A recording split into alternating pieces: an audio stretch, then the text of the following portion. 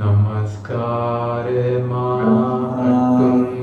புத்த ரத்னத்திற்கு என்றென்றும் புத்தயரே சரணடைவேன். நமஸ்காரமாகட்டும் தம்ம ரத்னத்திற்கு என்றென்றும் சத்தர்மத்தை சரணடைவேன். நமஸ்காரமாகட்டும் சங்க ரத்னத்திற்கு என்றென்றும் சங்கயரே சரணடைவேன். நமஸ்காரமாகட்டும் மும்மணிகளுக்கும் என்றென்றும் மும்மணிகளை சரணடைவேன். சாது சாது சாது. இன்றைக்கு தலைப்பு தான் ராகுல் மாதா யசோதரா. இங்கே புத்த பகவானுடைய புத்த சாசனத்தில், கௌதம புத்த சாசனத்தில் மிகவும் முக்கியமான ஒரு பெண் தான் யசோதரா. மிகவும் முக்கியமானவர். யசோதரா எனும் பெண் புத்த பகவானை போதிசத்துவரை பின்தொடர தொடங்கியது சிறிய காலத்தில் உள்ள அல்ல, நீண்ட காலமாக பின்தொடர்ந்தவர். எங்களுடைய புத்த பகவான் போதிசத்துவ காலத்தில் 4 அசங்கிய கற்ப காலங்களுக்கு முன்பு தீபங்கர் எனும் உன்னதமான புத்த பகவான் சம்மா சம்புத்த பகவானிடம் உறுதிமொழி பெற்றுக்கொண்டார். இவர் என்றால் 4 அசங்கிய கற்ப காலங்களுக்கு பிறகு கௌதம் எனும் பெயரினால் சம்புத்த நிலை அடைகிறார் சொல்லி அந்த உறுதிமொழி எடுக்கும் போது அதே இடத்தில் இருந்த ஒருவர் தான் ராகுல் மாதா யசோதரா. அந்த காலத்தில் அவருடைய பெயர் சுமித்ரா. அங்கே இருந்து 4 அசங்கிய கற்பம் மட்டும் இல்லை, 4 அசங்கியவும் இன்னும் கற்ப லட்சமும் போதிசத்துவரை அந்த குணத்தினூடாக பின் தொடர்ந்தவர் தான் யசோதரா, ராகுல் மாதா. உங்களுக்கு புரியும், எங்களுடைய போதிசத்துவர் முதலாக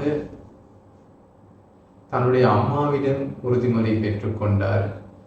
கடலில் நீண்ட காலத்துக்கு முதல் நடந்த ஒரு சம்பவம், 4 அசங்கிய கற்ப காலங்களுக்கு முன்பு நடந்த ஒரு சம்பவம் தான். ஒரு கப்பல் நூடாக போய்கொண்டிருக்கும் போது அம்மாவோடு கப்பல் உடைந்து அம்மாவை தன்னுடைய இந்த தோலின் மீது தொங்க வைத்து கொண்டு நீந்தி 7 நாட்களாக கடும் முயற்சியை செய்து தரைக்கு நெருங்கியவர் தான் போதிசத்துவர். அந்த நேரத்தில் ஒரு தேவர் அந்த போதிசத்துவருடைய மனதில் இந்த சம்புத்த நிலையை பற்றி கருத்து தோன்ற செய்திருக்கிறார். அப்போது அந்த இளைஞனுக்கு சம்புத்த நிலையை பற்றி அறிவு இருக்கவில்லை. அதே போல அம்மா சொல்லியிருக்கிறார், என் மகனுக்கு சம்புத்த நிலை கிடைப்பதா சொல்லி. பௌத்த கலாச்சாரத்தில் இப்பவும் யாருடைய சரி குணப்பண்புகள் அதிகமாக இருந்தால் சிலர் அன்புக்கு சொல்றார்கள், இவருக்கு சம்புத்த நிலை கிடைப்பதா சொல்லி. அந்த அம்மா அப்படி சொல்லியிருக்கிறார். ஆனா அசங்கிய கற்ப காலங்கள் கடந்து போனாலும் அதை பற்றி இன்னும் வார்த்தைகள் இல்லை. அதுக்கு பிறகு இதை பற்றி வரும் இடம்தான் 4 அசங்கிய கற்ப காலங்கள், வருடங்கள் இல்லை, 4 அசங்கியவும் இன்னும் லட்சம் கற்ப காலங்களுக்கு முன்பு தீபங்கர் எனும் சம்மா சம்புத்த பகவான் ஜம்பு தீபத்தில் தோன்றியிருக்கும் போது நடந்த சம்பவம். இங்கே அசங்கிய எனும் இலக்கத்தை பற்றி சொல்ல வேணும். அசங்கையை வந்து 1 எழுதி 140 பூஜ்ஜியங்கள் போட வரும். அப்போதுதான் ஒரு அசங்கையை காலம் வரும். 1 into 140 power of 10 அப்படிதான் வரும். அப்படியான அது வந்து வருஷங்கள் அல்ல, அது வந்து கற்ப காலங்கள். அப்படியான அசங்கிய கற்ப காலங்கள் 1 அல்ல, 2 அல்ல, 3 அல்ல, 4 கற்ப காலங்களும் இன்னும் லட்சம் கற்ப காலங்களும் முன்பு தான் தீபங்கர சம்புத்த பகவான் உலகில் தோன்றினார். அங்கே எங்களுடைய போதிசத்துவர் சுமேத என்ற ஒரு தவசியாக நன்றாக தியானம் செய்து தன்னுடைய மனதை நன்றாக விருத்தி செய்து கொண்டு இறுதி பலங்களை அதிசயங்களை பெற்றுக்கொண்டிருந்து ஆகாயத்தில் சென்று கொண்டிருந்த ஒரு தவசிதான் அவர் கண்டார். ஒரு நகரத்தில் அருகில் அங்கிருந்தவர்கள் நகரத்தை அலங்கரித்துக் கொண்டிருந்தார்கள். அதே போல பாதை காட்டிக் கொண்டிருந்தார்கள். அவர் ஏதாவது விசேடம் இங்கே இருக்க வேண்டும் என்று அறிந்து கொண்டு கீழே இறங்கினார். இறங்கி மனிதர்களிடம் கேட்டார், மனிதர்களே என்ன விசேஷம்? அப்போது அவர்கள் சொன்னார்கள், தீபங்கர சம்மா சம்புத்த பகவான் எங்களுடைய நகரத்துக்கு தானத்துக்கு வருகை தருவார். அவருக்காகத்தான் அவர் பிக்கு சங்கத்தினரோடு வருகை தருவார். அவருக்காகத்தான் இந்த நகரத்தை அலங்கரித்துக் கொண்டு இருக்கிறோம், பாதையை காட்டிக் கொண்டு இருக்கிறோம் சொல்லி. அப்போது இந்த சுமேத துறவி, சுமேத தவசி பணி இருந்தவர், அவர் கேட்டார், அப்படி என்றால் எனக்கும் ஒரு பகுதி கொடுங்க, இந்த பாதை நானும் கட்ட உங்களுக்கு உதவி செய்கிறேன், அந்த புத்த பகவானை பூஜிக்கிறேன் அவ்வாறு சொல்லி. அப்போது நகரத்தவர்கள் கதைத்தார்கள், இவர் என்றால் பெரிய இறுதி உள்ளவர், அதிசயங்களை செய்ய முடியும் ஒருவர். இவருக்கு இந்த பாதையில் மிகவும் கடினமான இடத்தை கொடுப்போம் சொல்லி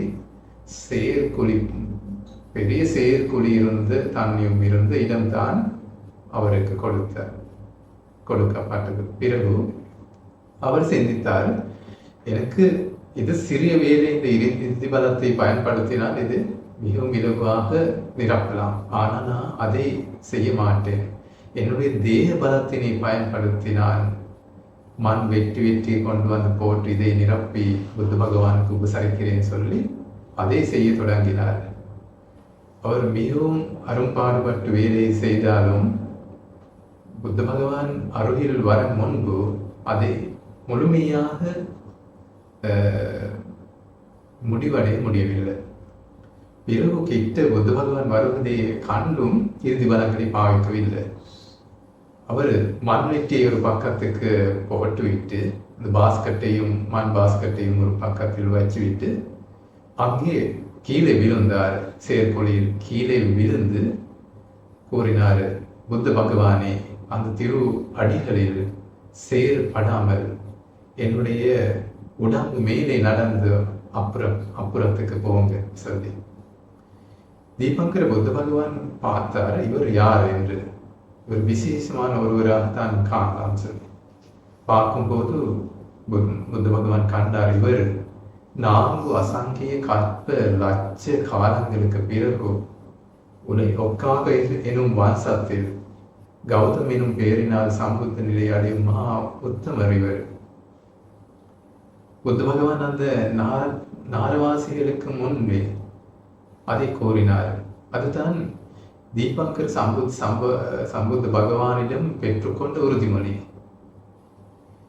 பிறகு தீபங்கர சம்மா சம்புத்த பகவான் கூறினார்,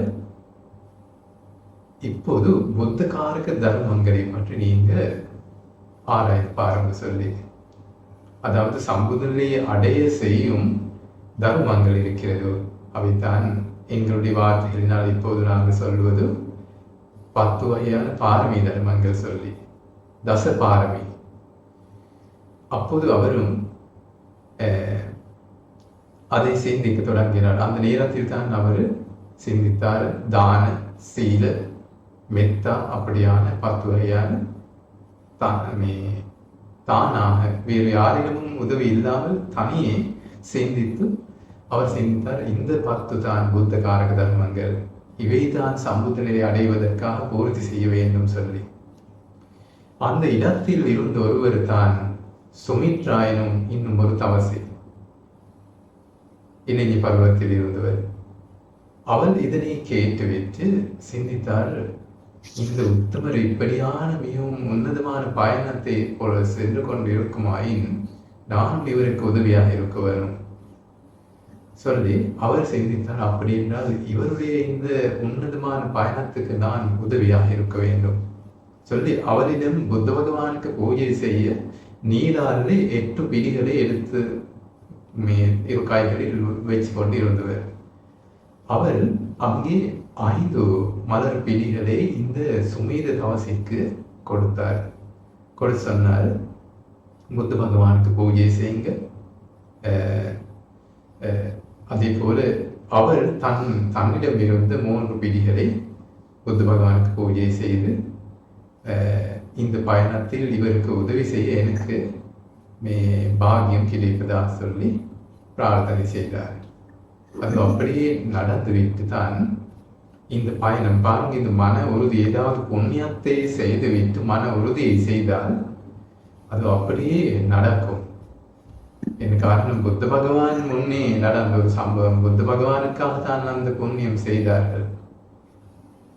பிறகு அந்த அதற்கு பிறகு 4 அசங்கிய காலங்களாக ஒன்றாக மனித உலகில் பிறக்கும் போது 2 பேரும் பிறக்கிறார்கள். அப்படியே வந்து இந்த பயணத்தினுடன் கடைசி ஜென்மத்தில் யசோதராவாக பிறந்தவர் தான் அந்த சுமித்ரா. யசோதராவுக்கு இன்னும் சொற்கள் இருக்கிறது. பிறக்கும் போதே யசோதராவுடைய அம்மாவுடைய பேர் தான் அமிதா. அப்பா தான் சுப்தபுத்தனும் சாக்கிய மன்னன். இவர் பிறக்கும் போது கிடைத்த பேர் தான் பிம்பாயனும் பிம்பாதேவி. பிம்பாயனும் வார்த்தை வருவதற்கு காரணம் தான் பொன் சிலை போல மிகவும் அழகான பொன்னால் தயாரிக்கப்பட்ட ஒரு சிலை போல பிம்பா. அவள் பிறக்கும் புத்த பகவான் பிறந்த நேரத்திலே தான் அவளும் பிறந்தாள். புத்த பகவான் பிறக்கும் போது உலகில் 7 விஷயங்கள் பிறந்திருக்கிறது. அந்த 7 விஷயங்களுக்கு சொல்லும் பேர் தான் சஹஜாத வத்து. சஹஜாத புத்த பகவானோடே பிறந்த.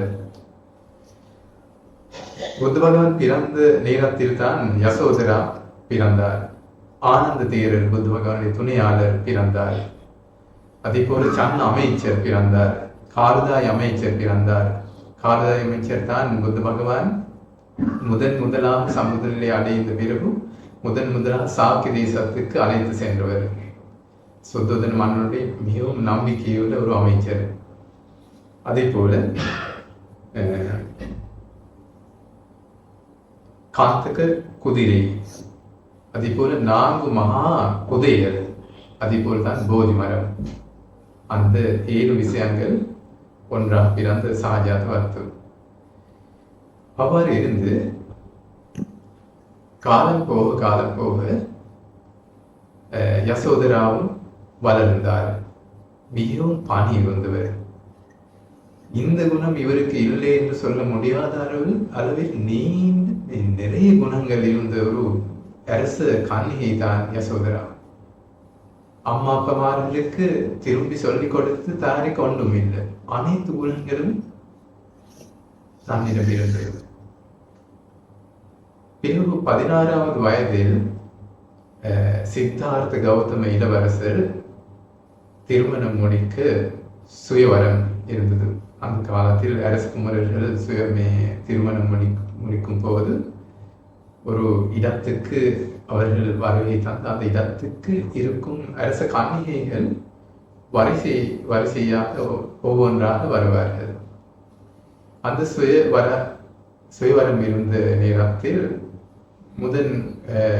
முதலாக வேறு அரச கன்னிகைகள் பரிசுகளோடு இளவரசரை காண வந்தார்கள். சித்தார்த்த கௌதம் இளவரசருக்கு விசேடம் இருக்கவில்லை.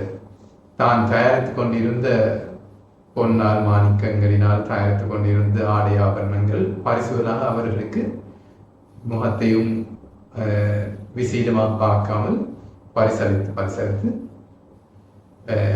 அவர் வந்தார். வரும்போது கடைசியில் தான் யசோதரா அந்த இடத்துக்கு வந்தார். வரும்போது சித்தார்த்த கௌதம் இளவரசருடைய கையில் இருந்த அனைத்து பரிசுகளும் முடிவடைந்திருந்தது. பிறகு யசோதரா கிட்ட வரும்போது 2 பேருக்கும் இடையில் 4 அசங்கைய கற்ப காலங்களாக இருந்த அன்பு பாசம் அப்படியே தோன்றிவிட்டது.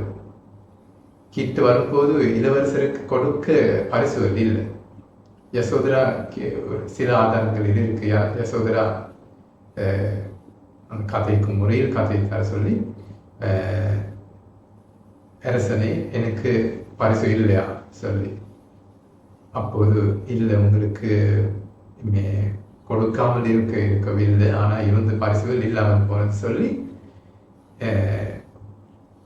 அவருடைய இங்கே கழுத்தில் இருந்து மாலை எடுத்து அவளுக்கு பரிசளித்தார் சொல்லி, ஆனால் அவள் ஏற்றுக்கொள்ளவில்லை என்று சில ஆதாரங்களில் இருக்கு. அது காரணம், இதை கொடுத்து வைத்தால் உங்களுடைய கழுத்து வெற்றிடம் அடையும் சொல்லி. இது அந்த இடத்தில் அதை பார்த்து கொண்டிருந்த அமைச்சர்கள் சுத்தன மன்னன் கேட்கும் போது இருந்தார்கள், மன்னனை வேறு விசேடம் ஒன்றும் இல்லை, வேறு கன்னிகைகள் வந்தாலும் அவர்கள் வந்தார்கள், பரிசு எடுத்தார்கள், போனார்கள். ஆனால் யசோதராவோடு சிறிய கதை இப்படி தோன்றியது சொல்லி. அதுக்கு பிறகுதான் சுத்தோதன மன்னன் சுப்புபோத்த அரசனோடு கதைத்து கொண்டு அந்த மகளை திருமணம் முடித்து கொடுத்தார். அவ்வாறு தான் அந்த கடைசி வாழ்க்கையில் அந்த கதை தொடங்கியது. தொடங்கி இந்த 2 பேர் 13 வருஷங்களாக ஒன்றாக இருந்தார்கள். தன்னுடைய கணவனை பற்றி அன்புடன் நேசிப்புடன் இருந்தவர். ஒரு வார்த்தை கூட மனது புண்படுத்தும் வகையில் பயன்படுத்த மாட்டார். அனைத்து குணங்களும் கொண்டு நல்ல பக்தி இருந்த ஒருவர் தான் யசோதரா. குறைபாடுகள் என்று ஒன்றும் இல்லை. சில ஆதாரங்களில் இருக்கு, அவள் அந்த அரண்மனைக்கு வந்த பிறகு சுத்தோதன மன்னனுடைய அரண்மனையிலும் சேவகர்களுக்கு முதலில் கொடுக்காத வகையில் உதவிகள் இல்லாவிட்டால் வசதிகள் கிடைத்துவிட்டது சொல்லி, சாப்பாடு வகைகள் அதை விட மிகவும் இனிமையாக கிடைத்தது சொல்லி. ஆனால் அங்கே அப்படியான அளவுக்கு அதை கதைக்கு தேவையில்லை. என்ன காரணம், புத்த பகவான் மொழிந்திருக்கிறார், ஏனைய அரண்மனைகளில் சேவகர்களுக்கு சாதாரண சாப்பாடு, அதாவது அந்த சிவப்பு அரிசியுடன் தயாரிக்கப்பட்ட சோறும் சாதாரண சாம்பாரும் கொடுத்து விட்டாலும், என்னுடைய அப்பாவுடைய அரண்மனையில் ரெச்சி இருக்குதான், ரெச்சியும் அந்த காலத்தில் இருந்து மிகவும் சுவையான அரிசியினால் தயாரிக்கப்பட்ட சோற்றினையும் தான் கொடுத்து இருந்தார் சொல்லி புத்த பகவான் மொழிந்திருக்கிறார். ஆனால் அங்கே அந்த ஆதாரங்கள் மூலம் அவர்கள் எழுப்ப முயற்சிப்பதோ இந்த யசோதரா எனும் பெரு மகளுடைய குணங்களை பற்றி. அப்படியான அளவுக்கு நிறைய குணங்கள் இருந்தவர். அழகினை பார்த்தால் அவள் போலான அழகான ஒருவர் பூமியில் இருக்கவில்லை. சாதாரணமாக புத்த பகவான் இந்த 32 வகையான மகாபுருஷ லட்சணங்கள் தன்னுடைய உடம்பில் இருந்த ஒருவர் தான் சித்தார்த்த கௌதமினும் இளவரசர். அவர் வீட்டில் இருந்தால் துரோரம் போனாமல் சக்கரவர்த்தி அரசன் நிலை அடைவது கட்டாயமான விஷயம். அப்போது அந்த சக்கரவர்த்தி அரசனுக்கு கிடைக்கும் 7 வகையான ரத்தினங்கள் இருக்கு. அங்கே ஒரு ரத்தினம் தான் இத்தி ரத்ன, அதாவது ஸ்திரீ ரத்தினம், பெண் ரத்தினம், பெண்மணி. அது இந்த இத்தி ரத்னமாக இருந்தவர் தான் யசோதரா. சாதாரணமாக இந்த சக்கரவர்த்தி அரசர்களுடைய இத்தி ரத்தினம் வாயினால் நீராலே மனம்தான் வெளியேறுகிறது. இந்த பிட் இருக்கிறான் இங்கிருந்து சாந்தன மனம் வெளியேறும். அதே போல நீண்ட அளவில் அந்த சோற்று போதனைகளில் விவரித்திருக்கிறது. அப்படியான ஒருவர் தான் யசோதரா. ஆனா சாதாரணமாக இந்த சக்கரவர்த்தி அரசர்களுடைய பட்டத்தரசு மனித நிறம் இருக்கிறது தானே, மனித நிறத்தை மீறி சென்றாதவர், திவ்ய வர்ணத்துக்கு வராதவர். ஆனா ஆதாரங்களில் இருக்கிறது. ஆனா யசோதரா மனித வர்ணத்தை, மனித நிறத்தை தாண்டி போயிட்டு சக்கரதேவேந்திரனுடைய அரசி இருக்கிறார் தானே, சுஜா எனும் கண்ணி, அசுர கண்ணி. சுஜாவை விட யசோதரா அழகானது என்று, அப்படியான அளவுக்கு அழகானவர் தான் யசோதரா. அப்படியான கோபத்துடன் தன்னுடைய கணவனை பற்றி பார்த்தவர் அல்ல யசோதரா. யசோதரா ஒருபோதும் அப்படி சிந்திக்கவில்லை. வெளியேறிய பிறகு அந்த கவலைக்கு அழுதாலும் பிறகு சிந்தித்தார், அவருக்கு என்னை ஞாபகம் வர வேண்டாம். என்ன காரணம்? ஞாபகம் வந்தால் அவருடைய தவம் உடைந்துவிடும். எனக்கு அவரை ஞாபகம் வர வேண்டாம். என்ன காரணம்? கோபத்துக்கு அல்ல, காரணம் தான் கவலை, அப்படியான அளவுக்கு கவலை.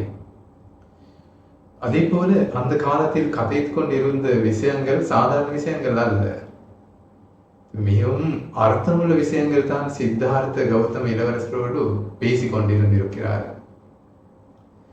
அவருக்கு துரோரம் போனுவது சித்தார்த்த கௌதம இளவரசருக்கு எவ்வளவுக்கு துரோரம் போன முடியுமோ, இந்த அரச சொத்து சுகபோகங்கள் கைவிட்டு எவ்வளவுக்கு துரோரம் போக முடியுமோ அந்த அளவுக்கு அவருக்கு முடியும். அவ்வாறான அளவுக்கு இந்த இருந்த அரச சுகபோகங்களை பட்டு இருந்தவர் அல்ல. அவ்வாறு இருந்து சிலர் இருக்கிறாங்க. நான் பார்த்திருக்கிறேன், தமிழ் யூடியூப் சேனலில் ஒன்றில் ஒருவர் போட்டிருந்தார், சித்தார்த்த கௌதம இளவரசருடைய மனைவி புத்த பகவானுக்கு கடுமையாக திட்டிய சம்பவம் சொல்லி ஒரு கிளிப்பை செய்திருக்கிறார். அங்கே இருந்தது அவருடைய கருத்துக்கள் தான். நிறைய மனிதர்கள் அப்படித்தான் செய்கிறார்கள். புத்த பகவான் முறைந்தாரே சொல்லி தன்னுடைய கருத்துக்கள் சொல்றாரு. கடுமையாக திட்டினார் சொல்லி நான் கேட்டு பார்த்தேன். ஒரு கமெண்ட்டையும் நான் பார்த்தேன். இது பிழை. இப்படியான பிழைகளை, தவறான விஷயங்களை சொல்லி பாவம் செய்கிறது கொள்ள வேண்டாம், இதை மாற்றுங்க சொல்லி. ஆனால் அவர்களுக்கு அப்படியான தேவை இல்லை என்று எனக்கு புரியும். இலங்கையிலும் நீண்ட காலத்தில், நாங்கள் சிறிய வயது காலத்தில் ஒரு பாடல் இருந்தது. நொக்கியாமே தான் அசலமாகி சத எத்த பாயா மகா ரேகமுக்கோ அன்னகி மாஹர தாலா. சொல்லாமல் அந்த ஜூலை பௌர்ணமி போய தினத்தில் நடு இரவில் சொல்லாமல் என்னை விட்டு போனது ஏன்? பொடி ராகுல குமருட்டா மட்ட துக்கிந்திரதீலா. அதாவது சிறிய ராகுல பிள்ளைக்கும் எனக்கும் தீ கொடுத்து நீங்க ஏன் வெளியேறியது? அப்படியான பாடல்கள். யசோதராவுடைய சரிதை பற்றி கொஞ்ச அளவுக்கு சரி அறிந்திருந்தால் அப்படியான பாடல்கள் எழுத மாட்டார்கள். அப்படியான மனப்பான்மையுடன் இந்த கடைசி ஜென்மத்தில் மட்டும் இல்லை, இந்த பாரமி தர்மங்களை பூர்த்தி செய்து கொண்டு வந்து 4 அசங்கை கற்பல் லட்ச காலங்களினுள் அப்படியான சிந்தனை இருந்தவர் அல்ல யசோதரா. யசோதரா சித்தார்த்த கௌதமரோடு இருக்கும் போது, போதிசத்துவரோடு இருக்கும் போது முதல் வாழ்க்கைகளில் மிகவும் உயர்ந்த அளவில் பதிபக்தி இருந்த ஒருவர். அதே போல அவனை விட்டு துரோரம் போன்றிருந்தால் பிரம்மச்சாரி, முழுமையான பிரம்மச்சாரி. அதே போலதான் அந்த ஜாத கதைகளில், நிறைய ஜாத கதைகளிலும் யசோதரா ராகுல மாதாவை பற்றி இருக்கிறது. சில நேரம் சித்தார்த்த கௌதம இளவரசர் கேட்கிறார், எனக்கு துரோரம் போக வேண்டும். அவர் கொடுக்கிறார், அவர் அனுமதி கொடுக்கிறார். சரி, பரவாயில்லை, நானும் வாரேன். 2 பேரும் போயிட்டு துரோரம் போடுவார்கள். அப்படியான விஷயங்கள் இல்லாவிட்டால் சிறிய பிள்ளைகள் இருந்திருந்தால் சில நேரம் சொல்றார் இந்த பிள்ளை சிறியதோ இவர் வளர்ந்த பிறகு போங்க. அவ்வாறான வார்த்தைகள் தான். அதைவிட மேற்படையான திட்டும் விஷயங்கள் அவரிடம் இருக்கவில்லை. அவர் இந்த பயணம் வந்ததோ இவர் சித்தார்த்த கௌதம இளவரசருக்கு உதவி செய்வதற்கு தான். சாதாரணமாக சம்புத நிலை அடைவதற்கு சாதாரண ஒரு மனிதனுக்கு 8 அசங்கிய கற்ப காலங்கள் போகலாம். எங்களுடைய புத்த பகவானுடைய காலம் போலான 2 மடங்கு. சில புத்த பகவான்மார்களுக்கு 16 அசங்கிய கற்ப காலங்கள் போகும். வரும் காலத்தில் இந்த கற்ப காலத்தினுள்ளே சம்புத நிலை அடையும் ஒரு உத்தமர் இருக்கிறார் தானே. அவர் யார்? அவர் தான் மெத்தை எனும் சம்மா சம்புத்த பகவான். எங்களுடைய புத்த பகவான் மொழிந்திருக்கிறார். அது ஆதாரங்களில் இருக்கும் வகையில் எனக்கு ஞாபகம் இருக்கிறது. 16 அசங்கிய கற்ப காலங்கள் அவர் பார்வை தர்மங்கள் பூர்த்தி செய்து இருக்கிறார் சொல்லி. அது தவறாக இருந்தால் நான் வரும் ஒரு கிழமையில் சொல்றேன். சில புத்த பகவான்மார்கள் 8 அசங்கிய கற்ப லட்ச காலம். ஆனா எங்களுடைய புத்த பகவான் 4 அசங்கிய கற்ப காலங்களினுள் முழுமையாக புத்த காரக தர்மங்கள் அல்லது 10 வகையான பார்வை தர்மங்களை பூர்த்தி செய்து கொண்டு சம்புத நிலை அடைந்தார். அதுக்கு எல்லாம் காரணம் தான் வீரியம் அதிகம். வீரியம் அதிகமான போதிசத்துவர் தான் எங்களுடைய புத்த பகவான். அந்த பயணம் இப்படியான குறுகிய காலத்தினுள் நிரப்பிக்கொள்ள இந்த யசோதராவும் ஒரு காரணம் சொல்லி தர்மத்தை பற்றி அறிந்தவர்கள் சொல்றார்கள். எனக்கான அப்படியான அளவுக்கு பெரிய உதவி இந்த பார்வை தர்மங்களை பூர்த்தி செய்து கொண்ட காலத்தினுள் யசோதராவிடம் போதிசத்துவருக்கு கிடைத்திருக்கிறது. போதிசத்துவர் சில நேரம் தானம் அளித்தவர். அவருக்கு தானம் கொடுக்க முடியாத ஒன்றும் இருக்கவில்லை. இந்த கண்கள், ரத்தம், தலை, உடல் உறுப்புகள் அனைத்தும் தானமாக அளித்தார். என்ன இந்த யாச்சகர்கள் வேண்டுபவர்கள் என்ன வேண்டுவார்களோ அதை கொடுப்பதுதான் போதிசத்துவருடைய பழக்கம். அந்த காலத்தில் அவர் கண்கள், ரத்தம், உடல் உறுப்புகள் தானமாக அளித்தார் மட்டுமல்ல, பிள்ளைகள் கேட்டால் பிள்ளைகளும் தானமாக அளித்தார். அப்போது அந்த பிள்ளைகள் யாருடைய? யசோதராவுடைய பிள்ளைகள். தானம் கொடுக்க வேண்டும் சொல்லும் போது அவையுமே ஒலிக்கவில்லை. சொத்து சுகோகங்கள் ஒலிக்கவில்லை. அது மட்டும் இல்லை, பிள்ளைகளும் ஒலிக்கவில்லை. பிள்ளைகளும் கொடுத்தார். அதே போல மனைவி தானமாக அளிக்க வேண்டும் சொல்லும் போது 2 மனங்கள் இல்லாமல் அவருடைய அந்த சித்தத்தினை நிறைவேற்றுவதற்கு இவர் அந்த பயணம் போனார். அப்படியான அளவுக்கு நீண்ட தலைவைகளில் இவரை தானமாக அளித்திருக்கிறார் போதிசத்துவர். பிள்ளைகளை தானமாக அளித்திருக்கிறார். அதே போல தனக்கு இருந்த வேறு விஷயங்களை பற்றி கதைப்பதில் அர்த்தம் இல்லை. வேறு விஷயங்கள் இந்த பெரிய சமுத்திரங்களை விட தானமாக அளித்து இருக்கலாம். அப்படியான ஒரு பெண் தான் யசோதரா எனும் இந்த பெண்மணி. அவருக்கு இன்னும் வார்த்தைகள் இருந்து இருக்கிறது. பத்த கச்சானா என்ற வார்த்தையும் யசோதரா ராகுல மாதாவுக்கு இருந்திருக்கிறது. பிம்பா தேவி, பத்த கச்சானா, ராகுல மாதா, யசோதரா, அப்படியான வார்த்தைகள். புத்த பகவான் சம்புத நிலை அடைந்து விட்டு திரும்பி 10வது மாதத்தில், அதாவது மார்ச் மாதத்தில் போய தினத்தில் ராஜகாவில் இருந்து காலதாய் அமைச்சருடைய அழைப்பிற்கு ஏற்ப 20,000 அரஹந்த நிலை அடைந்த அரஹந்த தேரர்களோடு சாக்கிய தேசத்துக்கு வருகை தர தொடங்கினார். தொடங்கி வைகாசி போய தினத்தில் தான் கபிலவத்தில் இருந்து நீக்ரோதராமம் என்னும் இடத்தை வந்தடைந்தார் புத்த பகவான். அந்த இடத்தில் யசோதரா கலந்து கொள்ளவில்லை. கோபத்துக்கு அல்ல, ஆனால் கலந்து கொள்ளவில்லை. பிறகு அந்த நாள் அப்படியே கடந்து விட்டது. அடுத்த நாளுக்கு தானத்துக்கு அழைப்பு கிடைக்கவில்லை மன்னனிடம். பிறகு புத்த பகவான் பிக்கு சங்கத்தினரோடு நகரத்தில் பிண்டபாதம் சென்றார். செல்லும் போது இந்த செய்தி சுத்தோதன மன்னனுக்கு கேட்க கிடைத்து அவர் போயிட்டு புத்த பகவானிடம் கேட்டார், நீங்க என்ன செய்து கொண்டிருக்கிறீங்க, எங்களுடைய வம்சத்துக்கு இது பெரிய நல்ல இல்லாத விஷயம் தானே, நிந்தனை தானே சொல்லி. அப்போது புத்த பகவான் கூறினார், அரசனே, உங்களுடைய வம்சம் அரச வம்சம், ஆனால் என்னுடைய வம்சம் புத்த வம்சம். உலகில் தோன்றிய அனைத்து புத்த பகவான்மார்களுடைய பழக்கம்தான் பிண்டபாதம் போவது.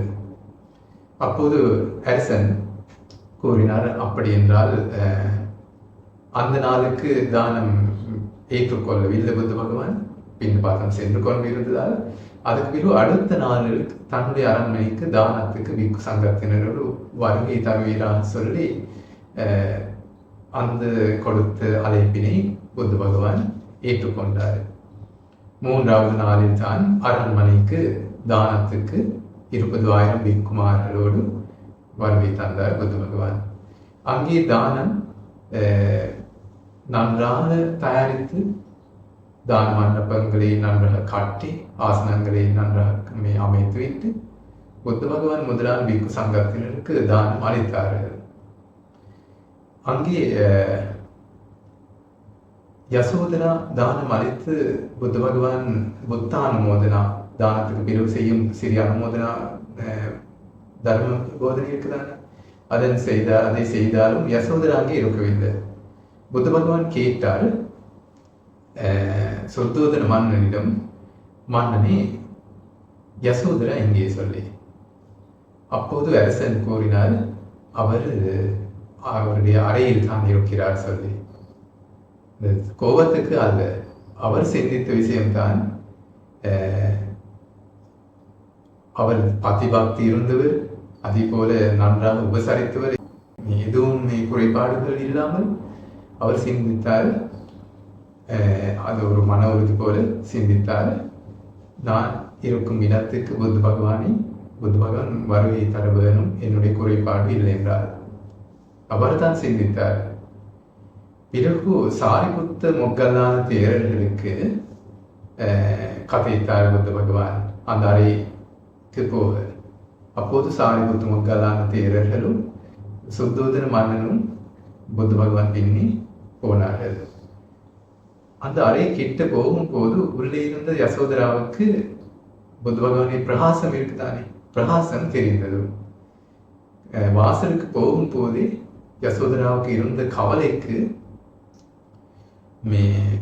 ஓடி வந்து புத்த பகவானுடைய திரு அடிகள் மேலே விழுந்தார். தன்னுடைய காய்கள் வைத்து விட்டு அங்கே முகத்தை வச்சு கொண்டு கடுமையாக அல்லார். அந்த நேரத்தில் சுத்தோதன மன்னனுக்கு புரியும், புத்த பகவான் இப்போது சமுத்திரத்தை அடையில் இருக்கிறார், இப்போது துறவி, பெண்களுக்கு இது நல்ல இல்லாத விஷயம். மன்னன் இதை செய்ய வேண்டாம் சொல்ல தேவை இருந்தாலும் புத்த பகவான் அதை அறிந்து கொண்டு இந்த கையினால் குறைத்திருக்கிறார் வேண்டாம் சொல்லி. என்ன காரணம், யார் சரி கவலைக்கு அழும் போது அந்த அழுது கவலை இல்லாமல் போன பிறகு அது சரி வரும். அப்போது அவள் அழுது கடுமையாக அழுது பிறகு சுயநினைவு வந்து புத்த பகவானை பார்த்தவுடன் புத்த பகவான் ஒருவர் மீது இருந்து சத்தா அல்லது கௌரவம் திரும்பி ஏற்பட்டு தானாக அப்புறப்படுத்தினார்.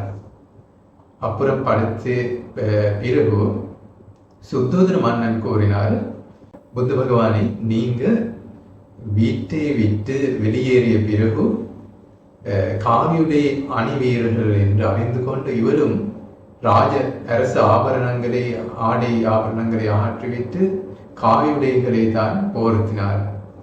அதே போல நீங்க ஒரு வேளை சாப்பாடு மட்டும் சாப்பிடுவீர்கள் என்று அறிந்து கொண்டு இவரும் ஒரு வேளை சாப்பாடு மட்டும் தான் சாப்பிட்டார். அதே போல வாசனை பொருட்கள், மலர்கள், அரச ஏனைய சொத்து சுகோகங்கள் பாவிக்கவில்லை. அதே போல நீங்க நிலத்தில் தூங்கினீர்கள் என்று அறிந்து கொண்டு அவளும் நிலத்தில் தான் தூங்கினாள். அதே போல நீங்க வெளியேறிய பிறகு இந்த ஜம்புதீபத்தில் இருந்து நிறைய மன்னர்கள் பரிசுகளை அனுப்பிவிட்டார்கள் திருமணத்துக்கு வாங்க சொல்லி யசோதராவுக்கு. அவை எவ்வளவு கிடைத்தாலும் அந்த பக்கம் கூட பார்க்காமல் இருந்தார் இந்த யசோதரா சொல்லி சுத்தோதன மன்னன் புத்த பகவானுக்கு கூறினார்.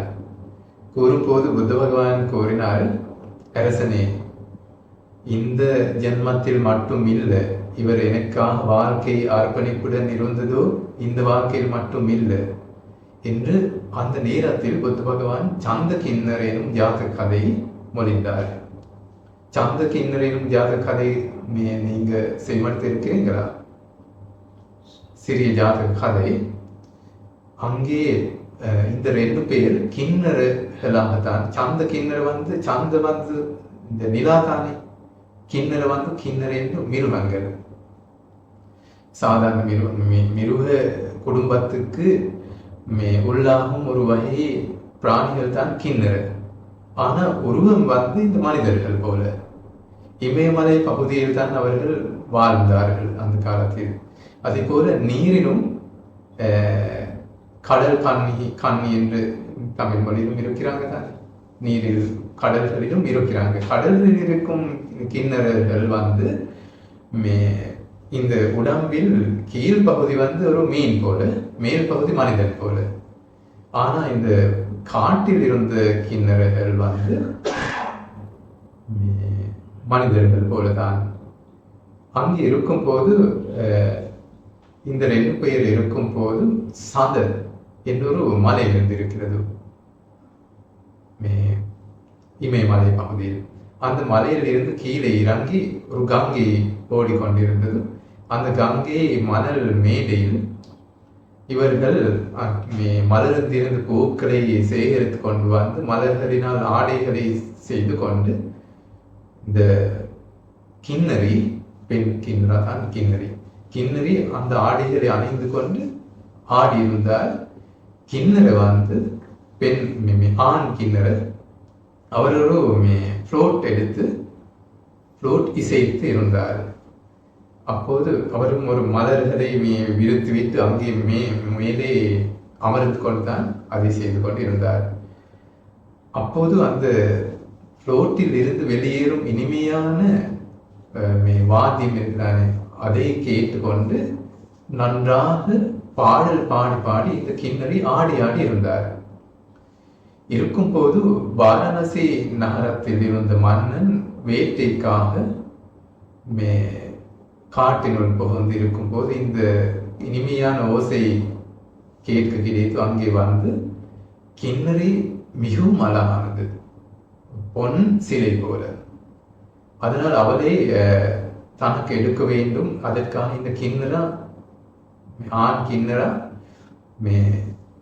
கொன்று விட வேண்டும் சொல்லி ஒரு அம்பினால் எய்தினார். பிறகு இந்த கிண்ணறி அதை முதலில் அறியவில்லை, ஆனால் பிறகு அறிந்து கொண்டார். அப்போது மன்னன் கிட்ட கேட்டார். கதைக்கு பிறகு இவர் கேட்டார், யார் நீங்க? அவர் சொன்னார், நான் தான் மன்னன், உங்களுக்கு நான் ஒரு மன்னன், பட்டத்தரசி ஆக்குவேன், நீங்க வாங்க என்னோட போக. அவர் சொன்னார், என்னுடைய அப்பாவி கணவனை கொன்றுவிட்ட நீங்க, உங்களுக்கு சொந்தமான ஒன்றும் எனக்கு வேண்டாம் சொல்லி அவர் ஓடி அந்த மலை ஏறினார். மலை ஏறி ஒளிந்திருந்தார். ஒளிந்திருந்து அவர் அரசனுக்கும் தோற்றினார். அரசனுக்கு திட்டினார், எனக்கு நீங்க என்னுடைய அப்பாவை கிண்ணறாவை கொன்றுவிட்டு கொடுத்த துக்கம் உங்களுடைய மனைவிக்கும் கிடைக்க வேண்டும், உங்களுடைய அம்மாவுக்கும் இந்த துக்கம் கிடைக்க வேண்டும் சொல்லி தேவர்களை வேண்டினார். வேண்டும் போது அவருடைய குணங்களுக்கு சப்ரதேவேந்திரனுடைய ஆசனம் சூடாக இருந்திருக்கிறது. அவர் ஒரு மாறுவேடம், ஒரு பிராமணராக மாறுவேடம் எடுத்து இந்த இடத்துக்கு அப்போது அரசன் இவர் வரவில்லை தானே, வராததால் இவருக்கு ஏசி அரசன் புறப்பட்டு சென்றிருந்தார். அப்போது அந்த கிண்ணரா இருந்த இடத்துக்கு அவர் இறந்து விட்டு இருக்கவில்லை. அந்த பிராமணர் நீர் தெளித்து குணப்படுத்தினார். குணப்படுத்திய பிறகு அதே நேரத்தில் அந்த அம்பு எழுதியிருந்த அந்த ஓட்டை இல்லாமல் போய் நன்றாக குணமாகியது சொல்லி இருக்கிறது. அப்போது அந்த பிராமணர் சொல்லி இருக்கிறார், நீங்க திரும்பி இந்த மனிதர்கள் நடமாடும் பகுதிக்கு வர வேண்டாம், அந்த சந்தகிரி என்னும் அந்த பகுதி மலை இருக்குதான், அந்த பகுதியில் இருங்க சொல்லி உபதேசம் கொடுத்து புறப்பட்டு சென்றார் சொல்லி. புத்த பகவான் அதன் மூலம் மொழிந்த விஷயம்தான், அந்த மிருக குடும்பத்தில் பிறந்திருக்கும் போது கூட எனக்காக உயிர் அர்ப்பணிப்புடன் என்னை கைவிடாமல் இருந்தவர் தான் யசோதரா என்று. இந்த சந்தகிந்திர ஜாதக கதை பௌத்த இலக்கியத்தில் மிகவும் பெரிய இடம் பெற்றுக்கொண்டிருக்கும் ஒரு ஜாதக கதை. இலங்கை என்றால் இந்த ஜாதக கதையினூடாக நிறைய பாடல்கள் எழுதியிருக்கிறார்கள். பிறகு அது 3வது நாள் தானே புத்த பகவான் கபிலவஸ்துவை அடைந்து 3வது நாள் தான் அந்த சம்பவம் நடந்துவிட்டது. அந்த நாளில் தான் நந்த இளவரசருடைய துறவரம் நடந்துவிட்டது. பிறகு இன்னும் ஒரு நாளுக்கு பிறகு அந்த தடவையில் இன்னும் ஒரு நாளுக்கு பிறகு ராகுல இளவரசர் இருக்கிறார் தானே. ராகுல இளவரசருக்கு புத்த பகவான் இன்னும் 20,000 பிக்குமார்களோடு தன்னுடைய அரண்மனைக்கு தானத்துக்கு வருகை தந்து கொண்டு இருக்கும் போது ராகுல இளவரசருக்கு யசோதரா தன்னுடைய மகனுக்கு மகனுடைய அப்பாவை, அதாவது புத்த பகவானை காண்பித்து பாடிய இல்லாவிட்டால் கோரிய செய்யுள்கள் தான் இப்போது நரசிங்க காதாகளாக இருக்கிறது. அவற்றின் பெயர் தான் நரசிங்க காதா. புத்த பகவானை பற்றி இப்படியான அளவிற்கு அழகாக உடல் அழகினை பற்றியும் சில குணங்களை பற்றியும் நன்றாக வர்ணித்திருக்கும் மிகவும் இலக்கிய முக்கியத்துவத்தை வாய்ந்த அழகான பாடல்கள் தான் நரசிங்க காதா. இங்க பௌத்தர்களாக இதை மரணம் செய்து கொண்டிருக்க வேணும். அந்த அனைத்து பாடல்களிலும் புத்த பகவானுடைய 32 வகையான மகாபுருஷ லட்சணங்களில் கொஞ்சம் அதை பற்றி கொஞ்சம் இருக்கு. அதை விட இருப்பது அசீதி அணு வியஞ்சனங்களை பற்றி 80 வகையான இன்னும் அணு அல்லது உப லட்சணங்கள் புத்த பகவான் உடம்பில் இருந்திருக்கிறது. அது 32 வகையான மகாபுருஷ லட்சணங்களுக்கு அதிகமாக அவற்றினை பற்றியும் இந்த செய்யுள்கள் இருக்கிறது.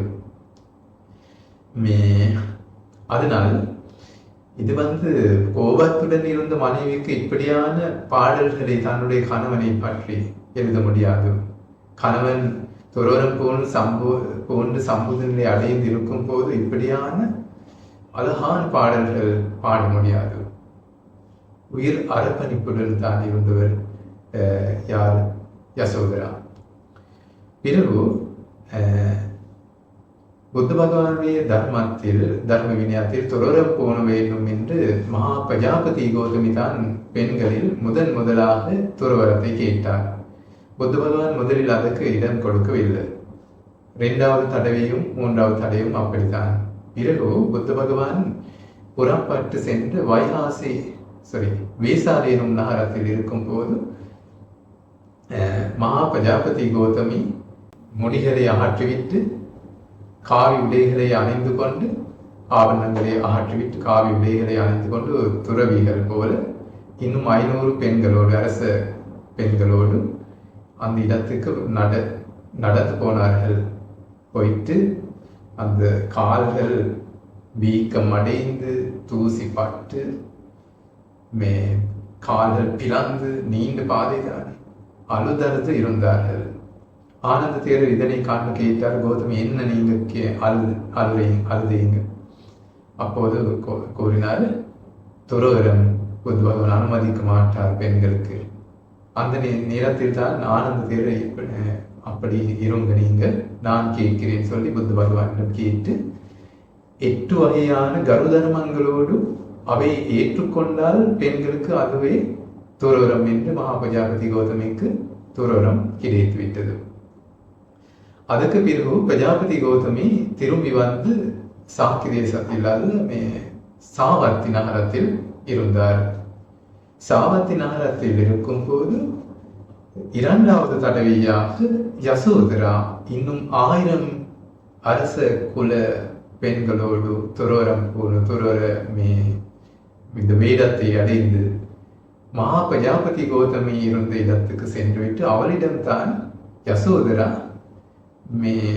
உத்தமி துறவரம் போன்றார். 1000 பெண்களோடு துறவரம் போடு நீண்ட காலம் போகவில்லை. 2 கிழமைகள் மட்டும் கடந்து போகும் போதே அரஹந்த நிலையை அடைந்த ஒரு பிக்குனியாக மாறிவிட்டார் யசோதரா.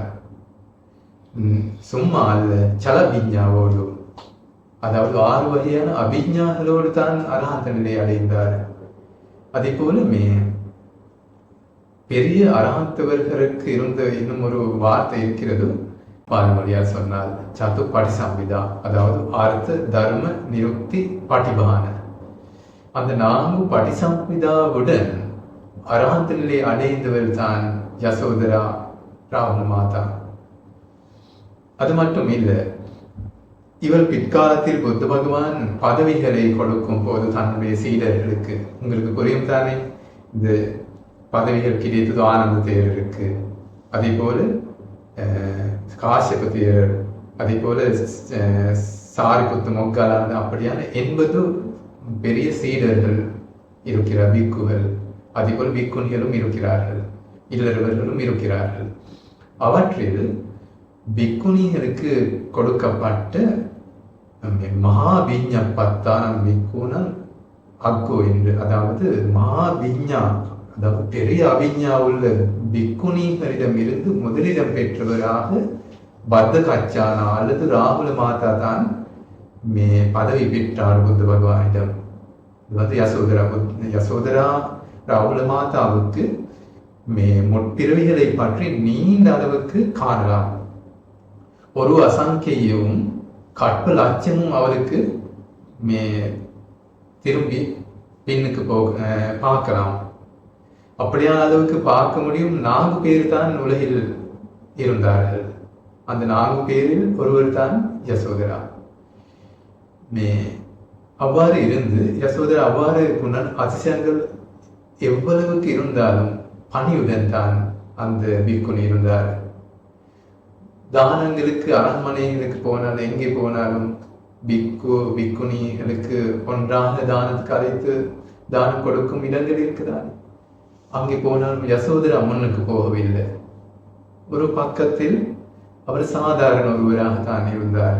யாருக்கும் தெரியாது இவர் எப்படியான குணநலங்கள் இருக்கும் ஒருவரிலும் இவருக்கும் தெரியாது. ஆனால் கடைசியில் ராஜகா எனும் நகரத்தில் இருக்கும் போது, புத்த பகவானும் அங்கே ஒரு ஆசிரமத்தில் இருக்கும் போது, இவரும் ராகுல மாதா யசோதராவும் ராஜகாவில் தான் ஒரு பிக்குனி ஆசிரமத்தில் இருந்தார் கடைசி காலத்தில். அப்போது அவருக்கு வயது 78. அவர் சிந்தித்தார், இப்ப சாரிபுத்த மொக்கலான தேரர்கள் பரிநிப்பானம் அடைந்தார்கள். அதே போல ராகுல தேரர் பரிநிப்பானம் அடைந்தார். ராகுலன் யார்? அவருடைய மகன் பரிநிப்பானம் அடைந்து இருந்தார். அப்போது ராகுல தேரர் 45 அல்லது 49 என்னும் வயதுக்கு இடையில் பரிநிப்பானம் அடைந்திருக்கிறார். தாவதீஸ் எனும் திவ்ய உலகத்தில் தான் அது நடந்திருக்கிறது. அதே போல மகா பிரஜாபதி கௌதமி பிக்குனி பரிநிப்பானம் அடைந்தார். சுத்தோதன மன்னன் பரிநிப்பானம் அடைந்தார். அதே போல இன்னும் மிகவும் பெரிய புத்த பகவானுடைய சீடர்களான பிக்குகள், பிக்குனிகள் பரிநிப்பானம் அடைந்தார்கள். அதனால் நான் புத்த பகவானுடைய பரிநிப்பானத்தை பார்க்க நான் உலகில் இருக்க மாட்டேன் சொல்லி சிந்தித்து தன்னுடைய ஆயுளை பற்றி ஆராய்ந்து பார்த்தார். பார்க்கும்போது தெரிய வந்த விஷயம்தான், இன்னும் நீண்ட ஆயுள் இல்லை. ஆயுள் முடிவடைந்திருந்தது. அப்போது நிறைய பிக்குணிகள், ஆயிரக்கணக்கான பிக்குணிகளுக்கு சொல்லிவிட்டு பிக்குணிகளோடு புத்த பகவானை சந்திக்க இந்த பரிநிப்பானம் அடைவதற்கு அனுமதி கேட்க புத்த பகவான் இருந்து ஆசிரமத்துக்கு வருகை தந்தார். வருகை தந்து புத்த பகவானை வணங்கி ஒரு புறத்தில் அமர்ந்து கொண்டு புத்த பகவானிடம் அனுமதி கேட்டார். அந்த நேரத்தில் புத்த பகவானுக்கு சொல்லியிருந்த நிறைய விஷயங்கள், இந்த அப்பதான பாலினை நீங்க வாசிக்க முடியும் என்றால் ஆங்கில மொழியில் இருக்கிறது அப்பதான பாலி. அங்கே பிக்குனி அப்பதான, அங்கே 2வது பகுதி பாருங்க, யசோதரா எனும் பெயரினால் தான் அங்கே இருக்கிறது. அந்த அப்பதானத்தில் அட்டகதாவும் இருக்கு. அவற்றினை பார்த்தால் கடைசி நேரத்தில் புத்த பகவானுக்கு சொல்லியிருந்த விஷயங்களை பற்றி அங்கே இருக்கிறது. அங்கே நிறைய விஷயங்கள், மிகவும் கவலைக்கிடமான விஷயங்கள், அதே போல சந்தோஷமான நிறைய விஷயங்கள் இருக்கிறது. அதே போல இந்த சம்சார பயணத்தில், அவளுக்கு புரியும் சம்சார பயணத்தில் சிறிய பிழைகள் தான் புத்த பகவானுக்கு செய்திருந்தார். மன்னிப்பு கேட்க சிறிய சிறிய விஷயங்கள் கொஞ்சம் தான் இருந்தது, நிறைய விஷயங்கள் அல்ல. அப்படியான அளவுக்கு தூய்மையாக பதி பக்தியுடன் இந்த பயணம், இந்த 10 வகையான பாரமி தர்மங்களை நன்றாக பூர்த்தி செய்து கொண்டு தர்மத்தை பழக்கப்படுத்தி கொண்டு வருவதற்கு நிறைய அளவில் உதவிதான் இவர் செய்திருந்தார். அங்கே சொல்லியிருக்கிறார், 1000 கோடி தடவைகளில் நான் மனைவியாக வேறொருவருக்கு தானம் கொடுத்தீர்கள், பிள்ளைகள் கொடுத்திருந்தீர்கள், அப்படியா நிறைய விபரங்கள் இருக்கு. ஆனா அந்த ஒரு இடத்திலும் நான் 2 மனங்கள் இல்லாமல் உங்களுடைய தான எதிர்பார்ப்பினை நிறைவேறுவதற்கு நான் கோபம் அடையாமல் கவலைப்படாமல் அந்த பயணம் போனேன். அப்படியான விஷயங்கள் தான். தானம் கொடுக்க வேண்டும் போது ஒழிக்காமல் இருந்த விஷயங்கள் முன் வைத்தேன், பிள்ளைகள் கூட கொடுத்தேன். ஆனால் அது குசைனும் ஒரு ஜாதக கதையில் இருக்கிறது. குசை ஜாதக கதை நீங்க வாசித்து இருக்கலாம், கொஞ்சம் நீளமான ஜாதக கதை. அங்கே இருக்கிறது பபாவதி எனும் ஒரு சரிதை தான் யசோதரா. அங்கே குசையன் எனப்படுபவர் தான் போதிசத்துவர். அங்கே குசைனும் மன்னன் கர்ம வினையின் காரணமாக முகம் நன்றாக இருக்கவில்லை. அது ஒரு பணிகாரம் போலதான் இருந்து இருக்கிறது. முதல் ஜென்மத்தில் நடந்த ஒரு பாவத்துக்கு ஏற்ப கர்மவினை. அதன் காரணமாக பபாவதி திருமணம் முடித்தாலும் விரும்பவில்லை, விட்டு வந்தார். விட்டு வந்த காலத்தில் குச மன்னனுக்கு, பெரிய மன்னனாக இருந்தாலும் அந்த நிலை கூட கைவிட்டு திரும்பி இந்த பபாவதியுடைய அரசாட்சிக்கு வந்து அங்கே சிறிய சிறிய ஒரு பணி ஆண் போல சிறிய சிறிய வேலைகளை செய்து அவருடைய மனம் திரும்பி எடுக்க முயற்சி செய்தார். அந்த காலத்தில் பெரிய மன்னனாக இருந்தாலும் பணி வேலை செய்ய நடந்தது. அந்த காலத்தில் நடந்த சம்பவங்களுக்கு மன்னிப்பு கேட்டார். மன்னிப்பு கேட்டு புத்த பகவானுடைய குணங்களை நிறைய அளவில் வர்ணித்து பேசி யசோதரா அவர் செய்தார்.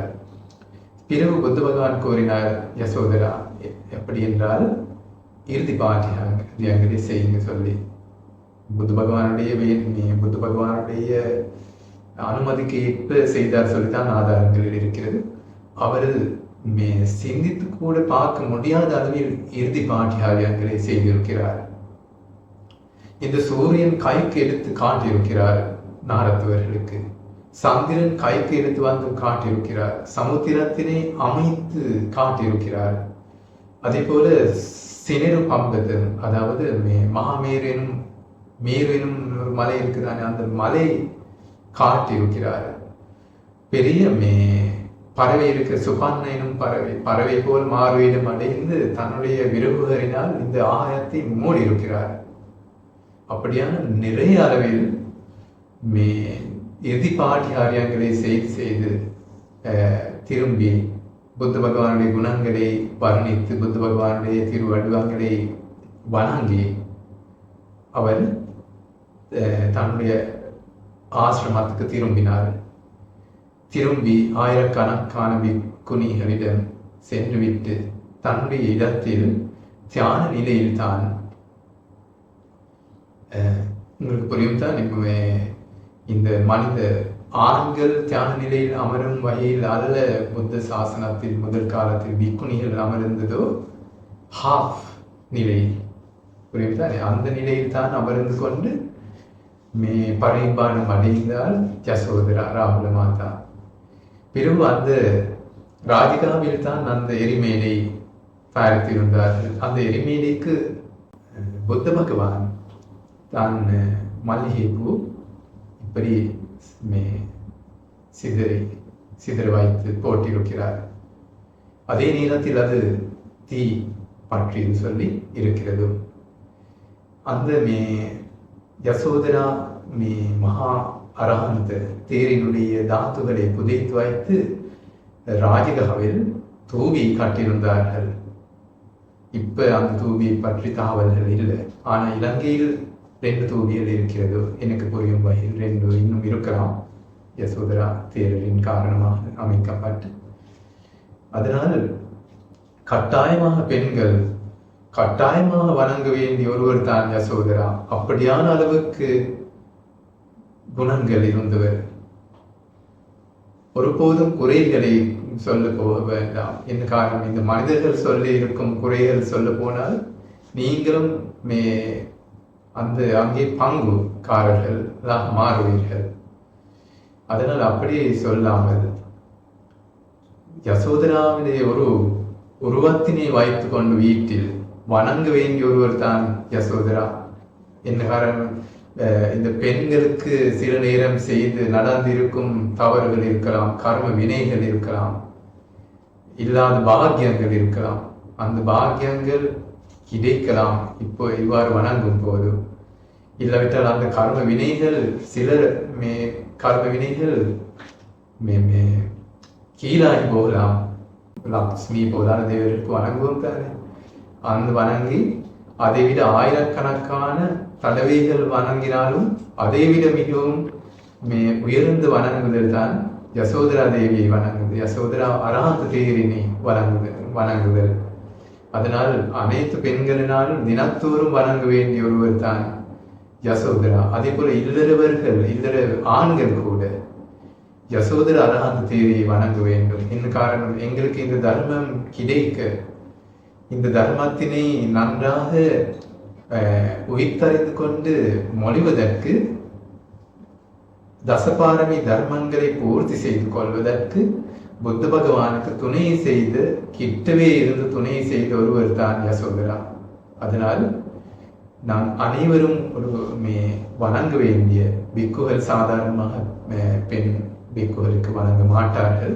ஏனைய இல்லறவர்கள், இல்லற பெண்கள், ஆண்கள் வணங்க வேண்டும். பிக்குணிகள் யசோதரா தேரினை வணங்க வேண்டும். நான் கொஞ்சம் நேரம் இருந்தால் செவிமடுக்கலாம் இங்கிலீஷ் மீனிங்களோடு நரசிங்க காதா. அந்த அளவுக்கு இந்த இலக்கிய முக்கியத்துவத்தை வாய்ந்த செய்யுள்கள் நான் போடுவேன், ஷேர் பண்ணுவேன்.